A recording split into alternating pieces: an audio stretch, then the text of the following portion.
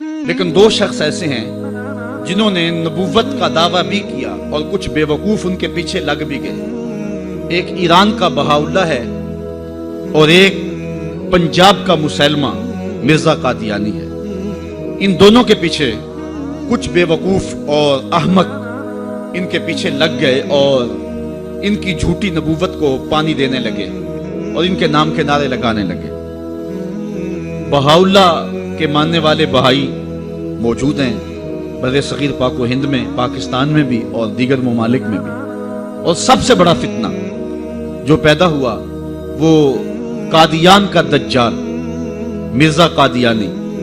پہلے تو اس نے یہ کہا کہ حضور علیہ السلام کے بعد نبوت کا اجرا ممکن نہیں ہے، اور اپنی یہ کتاب حمامۃ البشریٰ کے اندر اس نے کہا رب رحیم شان والے نے ہمارے نبی کا نام خاتم الانبیاء بغیر کسی استثناء کے رکھا ہے، اور ہمارے نبی نے لا نبی بعدی کے بیان سے اس کی تشریح کر دی ہے، جو طالب علموں کے لیے بالکل واضح ہے۔ یہ اس نے اپنی کتاب حمامۃ البشریٰ کے اندر لکھا۔ اس وقت تک اس کا پروگرام نہیں تھا کہ میں نے نبوت کا دعویٰ کرنا ہے۔ بعد میں آپ کی سیالکوٹ کی کچہری میں ہی وہ ملازم تھا، اور میں اگر تاریخ کے ابواب کھولوں تو بات لمبی ہو جائے گی۔ کچھ لوگوں کا انٹرویو ہوا، وہ کامیاب ٹھہرا، اور پھر اس نے پہلے راستہ ہموار کرنا شروع کیا، اور پھر ایک دن اس نے کہہ دیا کہ بعثنی اللہ علی راس المئۃ لأجدد الدین، اللہ نے مجھے صدی کے سر پہ مبعوث کیا ہے کہ میں دین کی تجدید کروں۔ مجدد بن بیٹھا۔ پھر کچھ وقت گزرا، اس نے کہا وَأَنَا الْمَسِيحُ الْمَوْعُودُ وَالْمَهْدِيُ الْمَوْعُودُ، میں مسیح موعود ہوں اور مہدی موعود ہوں۔ یہ حقیقت الوحی کے اندر اس نے لکھا، روحانی خزائن کے اندر موجود ہے۔ پھر ایک دن بدبخت نے کہا کہ منم مسیح زماں و منم کلیم خدا، منم محمد و احمد کے مجتبی باشد، استغفر اللہ لعنت اللہ علی الکاذبین۔ اس نے کہا میں ہی مسیح زماں ہوں، میں ہی کلیم خدا ہوں، اور معاذ اللہ استغفر اللہ میں ہی محمد ہوں، میں ہی احمد ہوں کہ جو مجتبی تھے۔ اور پھر بدبخت آگے بڑھا اور اس نے انبیاء کی توہین کی، ذات باری کی توحید کی، اور کہا بایعنی ربی، میرے رب نے میری بیعت کی ہے۔ معاذ اللہ استغفر اللہ۔ یہ روحانی خزائن کے صفحہ نمبر 227 پہ اس نے لکھا، اور پھر کہنے لگا میرے رب نے مجھے وحی کی ہے، انت منی بمنزلت اولادی، آپ میرے لیے میری اولاد کی جگہ ہے۔ استغفر اللہ علی ذالک۔ پھر اس نے کہا ابن مریم کے ذکر کو چھوڑو، اس سے بہتر غلام احمد ہے۔ استغفر اللہ۔ پھر اس نے لفظ گھڑنے شروع کر دیے اور اللہ کی وحی اس کو قرار دینا شروع کر دیا۔ کہا کہ مجھے وحی آئی ہے انا انزلناہ قریبا من قادیان، ہم نے آپ کو قادیان کے قریب نازل کیا ہے۔ اور بلکہ وہ اپنی ایک کتاب نزول مسیح میں لکھتا ہے بعض الہامات ایسی زبانوں میں ہوتے ہیں جن سے کبھی مجھے واقفیت ہی نہیں ہے، مثلا سنسکرت میں، عبرانی زبان میں آج تک ایسا نہیں ہوا کہ کسی نبی کو اس زبان میں وحی کی جائے کہ جو زبان وہ جانتا نہ ہو، لیکن یہ پہلا بدبخت شخص ہے جس نے یہ بات کہی اور نبوت کا دعویٰ کیا کہ مجھے ان زبانوں کے اندر وحی کی جاتی ہے جن زبانوں کو میں بھی نہیں سمجھتا ہوں۔ اب اس سے اس شخص کی حماقت اور اس کی بے وقوفی کا آپ اندازہ کر سکتے ہیں۔ میرے پاس اتنا وقت نہیں ہے کہ اس کے حفوات اور اس کی بکواسات کو آپ کے سامنے رکھوں، لیکن جو اس نے وحی کے نام سے لوگوں تک پہنچایا وہ گالیاں تھیں، وہ لغویات تھے، وہ الوہیت کی توہین پر مشتمل باتیں تھیں، انبیاء کی توہین تھی، صحابہ اور اہل بیت کی توہین تھی، اور تضادات پر مشتمل باتیں تھیں۔ اور کیوں نہ ہو کہ یہ شخص ازلی بدبخت تھا، اور پھر اس نے یہاں تک کہا کہ جو میری بات کو نہیں مانتے اور مجھے تسلیم نہیں کرتے وہ جنگلوں کے سور اور کنجریوں کی اولاد ہیں۔ استغفر اللہ علی ذالک۔ اور مسلمانوں کو اپنی حمایت اور اپنی اطاعت کے لیے اس نے ابھارا۔ جو زر پرست لوگ تھے وہ اس کے پیچھے لگ گئے، چونکہ جن کے مفادات اور مرزا قادیانی کے مفادات سانجے تھے تو انہوں نے اس کے پیچھے لگنا ہی تھا، چونکہ مرزا قادیانی جو ہے یہ انگریز کا لگایا ہوا پودا ہے. خود وہ لکھتا ہے ستارہ کیسریہ اور گورنمنٹ انگریزی اور جہاد کے نام سے اس نے کتابیں انگریز حکومت کی حمایت میں لکھی، اور تریاق القلوب نامی ایک کتاب میں لکھتا ہے کہ میری زندگی کا بیشتر حصہ سلطنت انگریزی کی تائید و حمایت میں گزرا. میں نے ممانعت جہاد اور انگریزی اطاعت کے بارے میں اتنی کتابیں لکھی کہ اگر ان رسائل، ان جرائد اور ان اشتہارات کو جمع کیا جائے تو 50 الماریاں ان سے بھر سکتی ہیں. اس کا والد میر غلام مرتضیٰ، اس کے بارے میں مرزا قادیانی نے خود لکھا ہے کہ 1857 کی جنگ آزادی تھی. اس جنگ آزادی کے اندر انگریزوں کا حامی تھا اور 50 گھوڑے اور سوار انگریزوں کی حمایت میں اس نے دیے تھے، جبکہ اہل علم اور مسلمان ان کو اس جنگ کے اندر کاٹا گیا تھا اور ان کو شہید کیا گیا تھا. اس کے صلے کے اندر انگریز کے گورنر کے دربار کے اندر میر مرتضیٰ کو کرسی ملا کرتی تھی جو اس کے اعزاز میں دی جاتی. مرزا قادیانی خود کہتا ہے اسلام کے 2 حصے ہیں، ایک اللہ کی اطاعت اور دوسری سلطنت کی اطاعت. اور پھر تریاق قلوب کے اندر آگے جا کے لکھتا ہے کہ سلطنت کی اطاعت جس نے ہمیں اپنے سایہ میں پناہ دی، اور کہتا ہے یہ امن جو اس سلطنت کے زیر سایہ ہمیں حاصل ہے، نہ یہ امن مکہ میں مل سکتا ہے نہ مدینہ میں مل سکتا ہے. ظاہر ہے مکہ کے اندر کافر کو امن نہیں ملتا، مکہ کے اندر مصطفیٰ کے غلاموں کو ہی امن ملتا ہے. پھر اس نے جب انگریز کے چھوٹے کارندے جن صاحب کو پتا بھی نہیں تھا کہ یہ ہمارا ہی لگایا ہوا پودا ہے تو کبھی کسی معاملے کے اندر حمایت نہیں کی، تو یہ چیخا اور اپنے آقا کو ایک درخواست لکھی. وہ درخواست بہت لمبی ہے، میں اس کے آدھے اقتباس پر اکتفا کروں گا. التماس ہے، اس کے بعد بہت ساری باتیں اس نے لکھی، اور ایک بات لکھی کہ وہ قدیم سے سرکار انگریزی کے پکے خیر خواہ اور خدمت گزار ہیں. اس خود کاشتہ پودے کی نسبت نہایت حزم و احتیاط اور تحقیق و توجہ سے کام لے اور ماتحتوں کو ارشاد فرمائے کہ مجھے اور میری جماعت کو ایک خاص عنایت اور مہربانی کی نظر سے دیکھیں. پھر انہوں نے مہربانی کی نظر سے دیکھا اور آج تک دیکھ رہے ہیں، اور برطانیہ میں انہیں پناہ دے رکھی ہے، اور مسلمانوں کے اندر رخنہ اندازی کے لیے ان لوگوں کو انہوں نے استعمال کیا، اور آج تک وہ ان کو بے پناہ پیسے سرمایہ دے رہے ہیں تاکہ امت کے اندر افتراق پیدا کرو. مختلف ویب سائٹس پر اسلام کے نام پر مرزائی آج بھی سرگرم عمل ہیں. اللہ تعالیٰ جل شانہ نے ہمارے علماء کو یہ توفیق نصیب فرمائی کہ وہ پوری قوت کے ساتھ ان کے مقابلے کے اندر نکلے.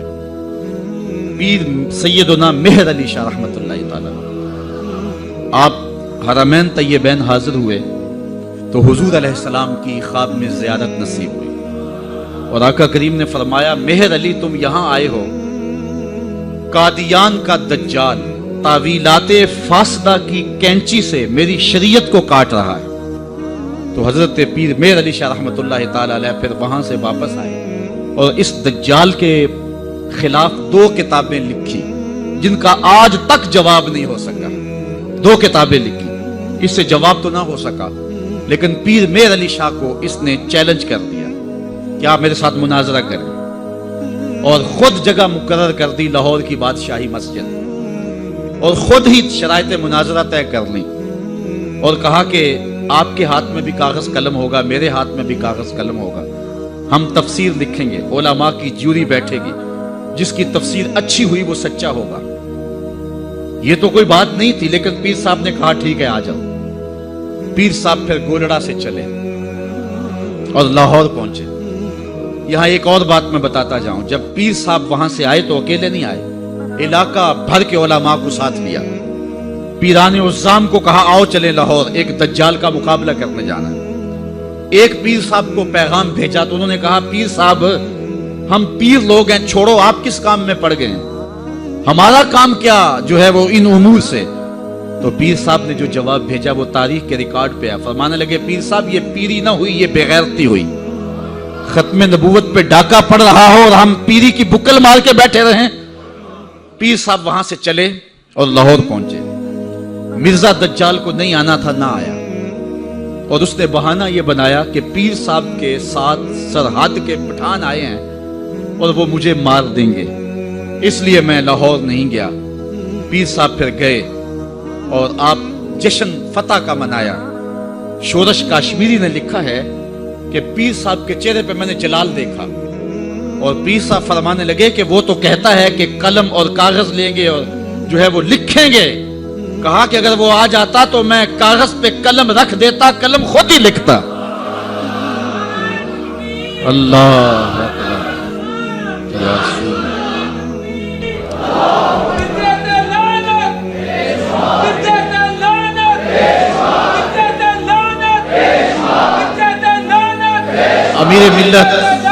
امیر ملت پیر سید جماعت علی شاہ رحمۃ اللہ تعالی علیہ، آپ نے فرمایا ان قریب ذلیل ہو کے مرے گا، پھر جہاں مرا آپ کو پتا ہے، گندگی میں لتھڑا ہوا تھا، تڑپتا ہوا مرا۔ اعلی حضرت شیر ربانی میاں شیر محمد شرک پوری فرماتے ہیں، میں نے دیکھا ہے چونکہ صاحب کش بزرگ تھے کہ قبر میں بھی بھولے کتے کی طرح بھونک رہا ہے اور اس کے منہ سے جھاگ نکل رہی ہے، ذلیل و رسوا ہے قبر میں بھی، جب تک رہا ذلیل و رسوا رہا۔ اللہ تعالیٰ جل شانہ نے علماء کو طاقت دی، انہوں نے ناطقہ بند کر کے رکھ دیا۔ پھر جب پاکستان بنا تو سب سے زیادہ جن لوگوں نے مخالفت کی پاکستان کی وہ مرزائی تھے، پاکستان کے حق میں انہوں نے ووٹ نہیں دیا۔ آج بھی جو ربوے میں دفن ہوتے ہیں وہ امانتاً دفن ہوتے ہیں، ان کا عقیدہ ہے کہ پاکستان ٹوٹ جائے گا اور ہمیں اٹھا کر کے جو ہے وہ قادیان میں دفن کیا جائے گا، یہ وصیت کر کے وہاں دفن ہوتے ہیں۔ پہلا وزیر خارجہ بدقسمتی سے مرزائی بن گیا، پھر اس نے ایک بیان دیا تو 53 کی تحریک چلی، لاہور کی سڑکوں پر 10,000 جان نثاروں نے اپنی جانیں قربان کی ختم نبوت کے لیے۔ وہ لمحے ہم نہیں بھول سکتے ہیں، تاریخ سے آج بھی حرارت نکل رہی ہے کہ ایک خاتون اپنے بیٹے کو بیانے کے لیے لے جا رہی تھی، ارمانوں سے اس بیوہ نے اپنا بیٹا پالا تھا، آج سیرے لگا کر کے اس کی بارات لے جا رہی تھی کہ جب مال روڈ پہ پہنچی تو تڑ تڑ گولیوں کی آواز آنے لگی۔ روک کے پوچھا کیا ماجرا ہے؟ کہا ختم نبوت پہ لوگ جانے والے ہیں۔ اس نے بارات سے معذرت کی، بیٹے کے سر سے سیرا اتارا اور کہا بیٹے میں دودھ معاف نہیں کروں گی اگر حضور کے نام پہ جان نہیں وار دے، تجھے میں شہادت کا دولہا بنانا چاہتی ہوں۔ اچھا جب وہ زخموں سے چور ہو کے گرا، دور ماں کھڑی منظر دیکھ رہی تھی، اس نے ماں کو پکار کے کہا امی بھاگ کے آ، دیکھ کہ میری پشت پہ کوئی گولی تو نہیں لگی، تیرے پتر نے ساری گولیاں سینے پہ کھائی ہیں۔ اور وہ گھڑیاں بھی ہم نہیں بھول سکتے جب نواب آف کالا باغ اس تحریک کو دبانے کے لیے کوشش کر رہا تھا، وقت کا گورنر وزیر خان کی تاریخی مسجد میں علامہ نیازی للکار رہے تھے، او نواب آف کالا باغ تیری لمبی لمبی مونچھوں سے بغاوت ہو سکتی ہے، محمد عربی کی کالی کالی زلفوں سے بغاوت نہیں ہو سکتی ہے۔ پھر ایک ڈی ایس پی کے قتل پر علامہ نیازی ماخوذ ہوئے، جیل میں چلے گئے، سزائے موت ہو گئی۔ پیرزادہ اقبال احمد فاروقی نے لکھا ہے ہم 9 عمر تھے، علامہ نیازی سے ملنے گئے تو جس شخص کو سزائے موت ہوئی ہے اور حضور کے نام پہ ہوئی ہے، جب اچانک اس کے چہرے کو دیکھا تو ہمارے اوپر ایک وحشت طاری ہوگی، دہشت طاری ہوگی، ہم رونے لگے۔ نیازی صاحب نے جو قمیض پہنی تھی وہ جیلیوں والا لباس، چونکہ قادآور تھے تو پیٹ ننگا ہو رہا تھا، تو نیازی صاحب ہمارے قریب آئے تو ہمارے سر پہ شفقت کا ہاتھ رکھا اور ہمیں تسلی دینے لگے۔ اللہ ہوتا یہ ہے کہ جب کوئی جیل میں پہنچ جائے اور اسے سزا موت ہو جائے تو اس کا خون گھٹ جاتا ہے، لیکن تاریخ کا ریکارڈ ہے کہ علامہ نیازی کا خون بڑھ گیا تھا۔ جس دھج سے کوئی مقتل میں گیا وہ شان سلامت رہتی ہے، اس جان کی کچھ پرواہ ہی نہیں، یہ جان تو آنی جانی ہے۔ تو جب کہتے ہیں ہم لرز گئے تو نیازی صاحب نے ہمارے سر پہ ہاتھ رکھ کے مسکرا کے کہا او بیٹو ان کا لباس مجھے پورا نہیں آتا، پھانسی کا پھندا کیسے پورا آئے گا۔ اور پھر زمانے نے دیکھا کہ باعزت اور باوقار علامہ نیازی جو ہیں وہ باہر تشریف لائے، سلسلہ چلتا رہا۔ جب بھٹو کا دور آیا 76 کے اندر نشتر کالج کے کچھ طلبہ مری جا رہے تھے، ربوے سے گزرے تو مرزائی گنڈوں نے ان کو جو ہے وہ سب و شتم کیا اور غوب و زود کیا، ان کو مارا زخمی کر دیا۔ تو تحریک پھر دوسری بار جو ہے وہ مرزائیت کے خلاف اٹھ کھڑی ہوئی، جو کراچی سے خیبر تک پورے بانکپن کے ساتھ چلی۔ اللہ تعالیٰ رحمت نازل کرے علامہ نورانی کی قبر پہ۔ انہوں نے علماء کے دستخط کے ساتھ جو ہے وہ اسمبلی کے اندر درخواست جمع کروائی، مرزائیوں کو اقلیت قرار دینے کے لیے قرارداد پیش کی، اور پھر کیا ہوا، 3 مہینے کی مسلسل محنت۔ علامہ سارا دن اسمبلی کی کاروائی میں رہتے اور راتوں کو دور دراز علاقوں کا سفر کرتے اور جلسے کرتے اور ختم نبوت پر جو ہے وہ لوگوں کو ابھارتے، اور پھر مرزائیوں کو بھی بلایا گیا، صفائی کا موقع دیا گیا۔ پھر ایک وقت آ گیا کہ حکومت مجبور ہو گئی۔ مسٹر بھٹو علامہ نورانی سے کہنے لگے، نورانی صاحب یہ تو مدارس کے دارالفتاء کا مسئلہ ہے جو آپ اسمبلی میں لے آئے، یہ تو علماء کا کام ہے کہ کون کافر ہے اور کون مومن ہے، تو آپ اس کو اسمبلی کے فلور پہ لے آئے ہیں تو اس کو مدارس میں حل کرنا چاہیے تھا۔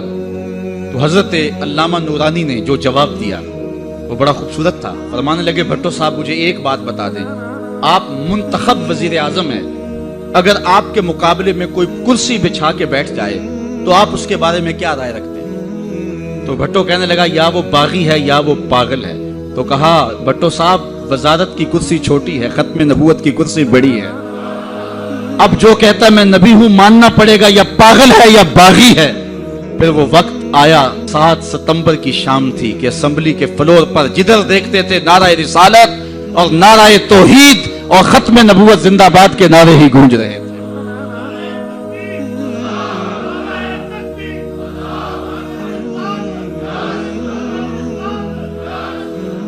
علماء کہتے ہیں کہ جو شخص حضور کی ذاتی خدمت کرنا چاہتا ہے وہ ختم نبوت پہ کام کرتا ہے، اور جو شخص ختم نبوت پہ کام کرتا ہے، اعلیٰ حضرت پیر میر علی شاہ صاحب فرماتے ہیں اس کی پشت پہ حضور کا ہاتھ ہوتا ہے۔ اللہ اکبر، یہ اللہ توفیق نصیب فرمائے جس کو یہ چھوٹی سعادت نہیں ہے۔ آج مرزائی جس رنگ اور روپ کے اندر کام کر رہے ہیں، ان کا ہر مقام پہ راستہ روکنا ہمارا فرض ہے، اور حضور کے ساتھ وفا کا تقاضا ہے۔ یہ جو پل پلا پن ہے یار، وہ بھی انسان ہے، اور ان کو کیوں جو ہے وہ مطعون کیا جاتا ہے؟ مرزا قادیانی کے اس لفظ کو سن لیں، اس نے کہا جو مجھے نہیں مانتے وہ کنجریوں کی اولاد ہے اور وہ جنگلوں کے سور ہیں۔ اب کوئی بھی غیرت مند شخص مرزا قادیانی کے خلاف دل میں نرم گوشہ نہیں رکھ سکتا ہے، اور مرزا قادیانی خود بھی کافر ہے، اور جو اس کو نبی رسول پیغمبر مانے وہ بھی کافر ہے۔ جب مرزائیوں کو کافر قرار دیا گیا تو جو لاہوری مرزائی تھے انہوں نے کہا جی ہم تو اس کو نبی نہیں مانتے۔ مرزا صدر الدین وہ بھی اسمبلی میں آیا، اس نے کہا ہم تو اس کو ملہم مانتے ہیں، اس کو مجدد مانتے ہیں، اس کو ہم روحانی پیشوا مانتے ہیں، نبی نہیں مانتے، اس لیے ہم مومن رہنے چاہیے، ہم کافر نہیں ہونے چاہیے۔ تو مسلمانوں نے کہا تم تو اسے ملہم، اسے مقتدا اور امام اور مرشد مانتے ہو، جو شخص کو مسلمان مانے وہ بھی کافر ہے کیونکہ اس نے دعوی نبوت کیا ہے۔ تو مرزائی کافر، مرزائیوں کو جو کافر نہ مانے وہ بھی کافر ہے اور دار اسلام سے خارج ہے۔ آج روشن خیالی اور نرم دلی کی بات کی جاتی ہے، میں پوچھتا ہوں علامہ اقبال سے بھی بڑا کوئی روشن خیال ہو سکتا ہے؟ علامہ اقبال جسٹس سید آغا جو کہ لاہور ہائی کورٹ کے جسٹس تھے، انہوں نے غوثائے لاہور کی دعوت کی، اقبال بھی مدعو تھے، تشریف لے گئے۔ جب وہاں پہنچے تو حکیم نور الدین جو کہ مرزا قادیانی کا خلیفہ تھا وہاں کرسی کے اوپر بیٹھا ہوا تھا، مہمانوں کے اندر وہ بھی بیٹھا ہوا تھا۔ علامہ اقبال جا کے جسٹس سید آغا کو دیکھا، رنگ سرخ ہے، کہا جسٹس آغا گناہگار ضرور ہوں لیکن حضور کا بے وفا نہیں ہوں۔ اگر اس بدبخت کو بلانا تھا تو پھر اقبال کو کیوں بلایا؟ اقبال تو ساری زندگی درس ہی یہ دیتا رہا کہ محمد سے وفا تو نے تو ہم تیرے ہیں، یہ جہاں چیز ہے کیا لوح و قلم تیرے ہیں۔ تو کہا یہ کیسے ہو سکتا ہے کہ میں حضور سے بے وفائی کروں؟ حکیم نور الدین نے سمجھا میری خیر نہیں ہے، اب ذلت سے نکالا جائے گا، خود اٹھ کے کھسک گیا۔ علامہ اقبال کہنے لگے کہ میں گناہگار ضرور ہوں لیکن حضور کی چوکھٹ کا وفادار ہوں۔ جسٹس سید آغا کو یہ معذرت کرنا پڑی کہ آپ کا دل دکھا ہے، میں اس کو بلایا نہیں تھا، وہ از خود کسی کے ساتھ آ گیا تھا۔ تو یہ اقبال کی غیرت عشق رسول ہے کہ جہاں مرزائی بیٹھا ہو اقبال اس ٹیبل پہ نہیں بیٹھتا، جہاں مرزائی بیٹھا ہو اس مجلس میں اقبال نہیں بیٹھتا۔ تو ہم کہیں جی وہ رشتہ داری ہے، جنازے میں چلے گئے، جی میں نے پڑھا نہیں تھا، میں ایک نکر میں کھڑا رہا لیکن رشتہ داری تھا، مجبور ہو گیا۔ گنبد خضرا کے مکین تجھے دیکھ رہے تھے۔